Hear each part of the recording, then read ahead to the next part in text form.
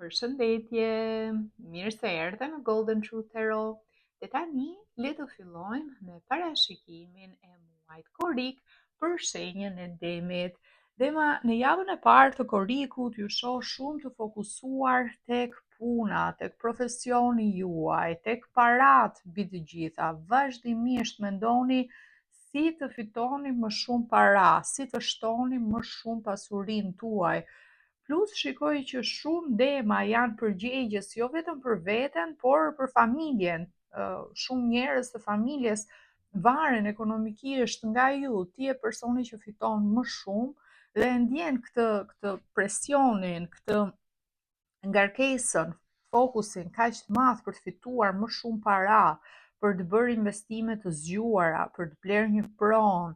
Dikush mund të ketë idenë për të hapur një biznes online, që ti të kesh punën tënde gjatë ditës dhe paralelisht të punosh edhe të bësh dhe biznesin online ose të fillosh një punë të dytë. Dikush mund të jetë në fazën që e ka një biznes, po do ta zgjeroj më shumë, do të shtoj produkte ose shërbime të tjera. Fokusi është vetëm tek parat, vazhdimisht si të kurseni më shumë, si të fitoni më shumë, si të bëni investime të zgjuara. Dhe shumë prej jush mund të keni lënë pas dore pjesën e dashurisë dhe të romancës. Dhe një nga arsyet për këtë është sepse nuk gjeni dot një njerëz që të jetë në nivelin tuaj, që të ketë po të njëjtën ambicie, që të ketë po të njëjtën fokus për të fituar para, për të pasur sukses.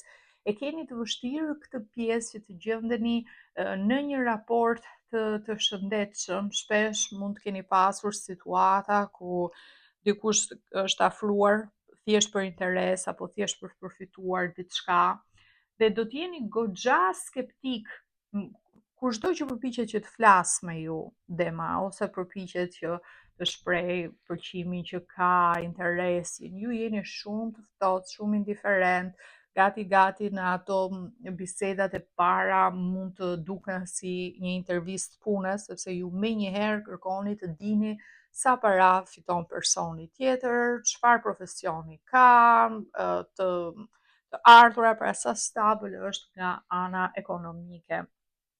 Kjo edhe për faktin që koha juaj është shumë e limituar për shkak të punës dhe të angazhimeve që keni dhe nuk doni që të humbisni kohë në gjëra të kota. Ju shoh shumë të pjekur, shumë të përgjegjshëm dhe siç ju thash, shikoj që ju jeni personi që kujdeset dhe ka përgjegjësinë kryesore për familjen, pra ose për fëmijët fiton më shumë dhe ti kujdesesh për fëmijët ose ti kujdesesh për prindrit. Nëse janë në një moshë që janë në pension dhe kanë nevojë për ndihmë ekstra, ke shumë përgjegjësi mbi veten tënde. Fatmirësisht, nga data 9 korrik, Afërdita, planeti i dashurisë, planeti gjithashtu që lidhet me paran, me mirëqenien, me luksin, kalon në Virgjëresh dhe kjo ju si Dema ju ndihmon shumë sepse ju bën që të gjeni opsione në lidhje me punën shumë cilësore dhe të vlerësoheni për punën tuaj, për pjesën e perfeksionizmit. Ju jep pak atë tendencën për të punuar shumë, për të bërë pak të fiksuar mbas detajeve nga data 9, do të shikoni që do të jeni shumë më me merak, gjithçka duhet jetë perfekte, gjithçka duhet jetë e punuar me shumë kujdes, por është edhe një pozicion shumë i mirë, sidomos për demat që punojnë me klient, sepse do të shikoni një rritje të klientelës, do të shikoni që personat vinë tek ju sepse e dinë që puna juaj është një punë shumë e lartë, shumë cilësore. Përveç kësaj, pastaj në dashuri, Venusi ose Afërdita në Virgjëresh ju bën që të jeni shumë kërkues. Pra nuk doni të dini se çfarë bëjnë të tjerët, se si njihen persona të tjerë, nëse dikush vjen tek ju, duhet vi me ide shumë të qarta, me kërkesa të qarta, pra ju keni një lloj konfidence Dema që nuk krahasoheni me askënd. Dhe java e dytë fokusi është pikërisht i tillë.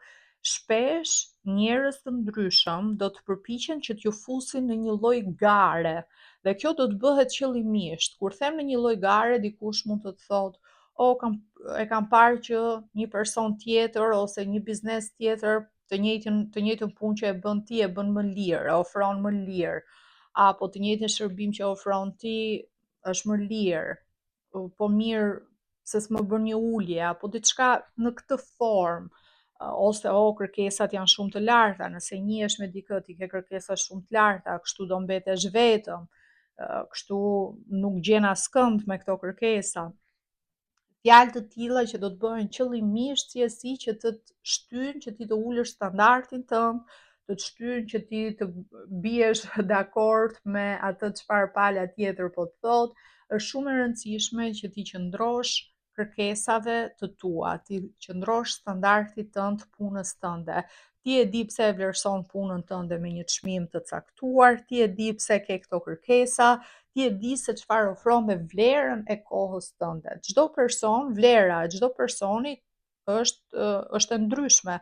Për dikë koha mund të jetë pak më e ulët sepse fitojnë më pak apo sepse nuk kanë eksperiencën e duhur profesionale. Ti mund të kesh vitet e punës, ke eksperiencën, ke profesionalizm, gjithçka dhe e ofron me një çmim të caktuar. Pra qëndroj asaj çfarë mbroje punën tënde. Kjo do të jetë një kohë që do të shikosh edhe kush janë ato që konsiderohen si klientët e vërtet të tu, pra njerëzit që vërtet e vlerësojnë punën që ti bën, dhe personat që vinë vetëm që kanë fokus vetëm çmimin dhe asgjë më tepër. Java e tretë, një datë që është e rëndësishme për të pasur parasysh është data 14 korrik, sepse kemi një hënë të re në gafore.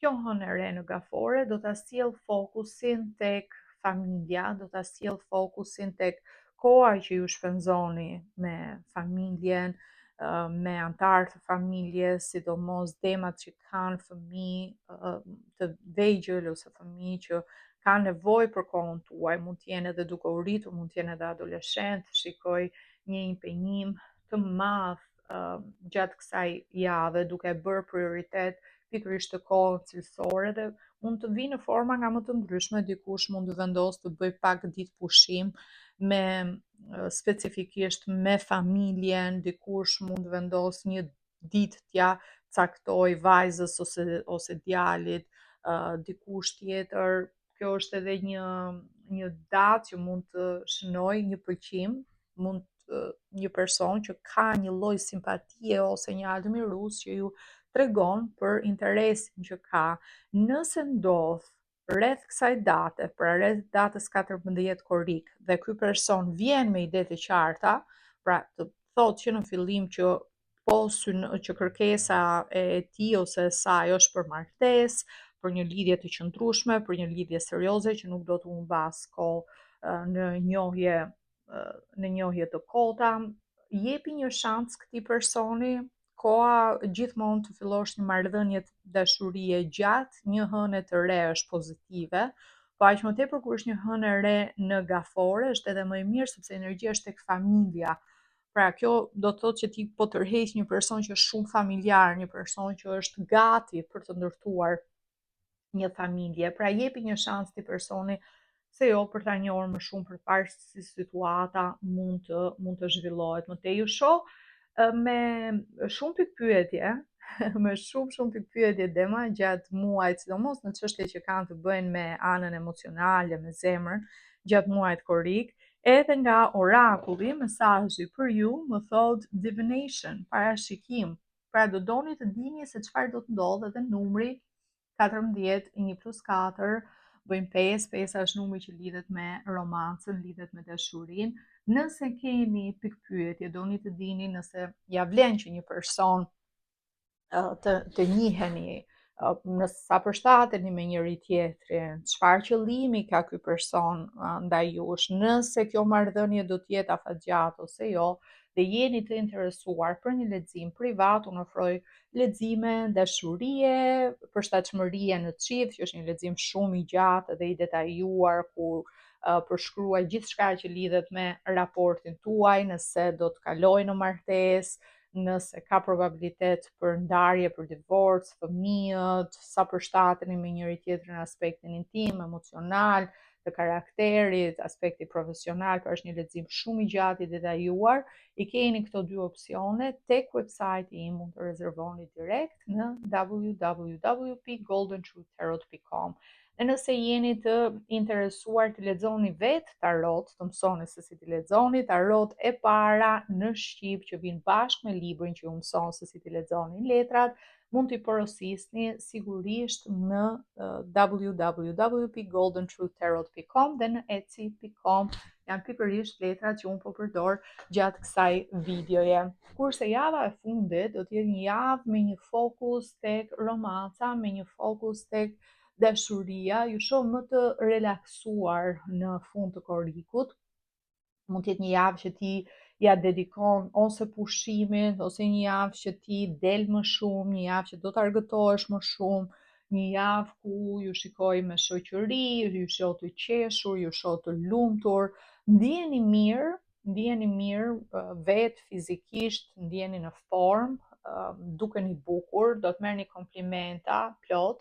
Përveç kësaj, do të vijë dhe një mundësi bashkëpunimi shumë e mirë dema. Dhe një sekret, diçka që duhet ta keni parasysh, nëse ti po përpiqesh të manifestosh diçka në jetën tënde, të realizosh diçka, ndonjëherë kur stresohesh shumë, kur thua do e bëj këtë gjë, s'ka, nuk po më bëhet, krijohet një lloj obsesioni që do punoj edhe më shumë për ta realizuar, atëherë ti e bllokon vetë energjinë. Është më mirë që thuash, ok, kjo do bëhet, do realizohet, dhe të merresh me diçka tjetër. Dhe pikërisht në momente që ti ke lumturinë, në momente që po ja kalon bukur, që po kënaqesh, që ndjen një lloj optimizmi, pozitiviteti brenda vetes, atëherë vjen dhe realizohet. Atëherë të vjen ai emaili shumë pritur, atëherë të vjen ai mesazhi shumë pritur, atëherë të vinë oferta që ti ndoshta edhe më mirë nga ato që ti ke menduar.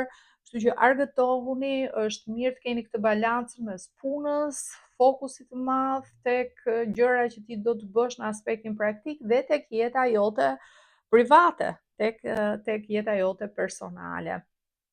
Unë ju uroj të gjithëve një muaj sa më të mbar, ju falenderoj shumë që më ndoqët. Nëse ju pëlqeu ky lexim, ju lutem më jepni një like, një koment, mos harroni të abonoheni, të bëni subscribe që mos të humbisni videot e ardhshme dhe bashkë do dëgjohemi. Ju uroj gjithë të mirat.